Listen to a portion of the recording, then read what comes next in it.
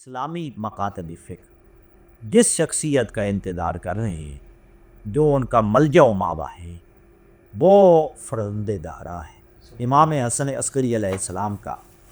بیٹا ہے، اور وہ 12ویں لال ولایت۔ سب کا اتفاق ہے کہ امام مہدی علیہ السلام فرزند رسول ہے، اور انہوں نے آنا ہے،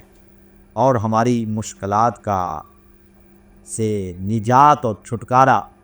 اسی ہستی نے دینی ہے۔ اب دیکھیں نا، اس میں شیعہ سنی کی بات نہیں ہے، سب نے بال اتفاق لکھا ہے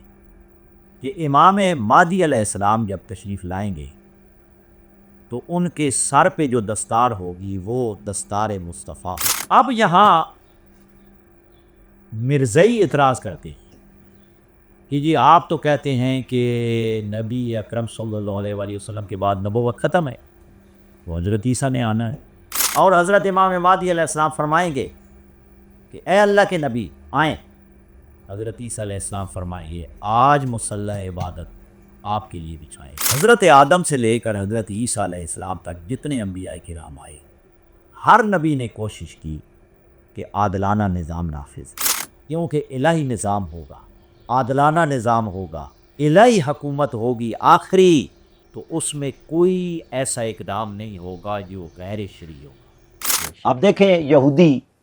یلغار ہے مسلمانوں پر۔ آج جناب ایک ایران یہودیت سے برسر پیکار ہے، اور سب مسلمان، یعنی اللہ کرے اگر ایک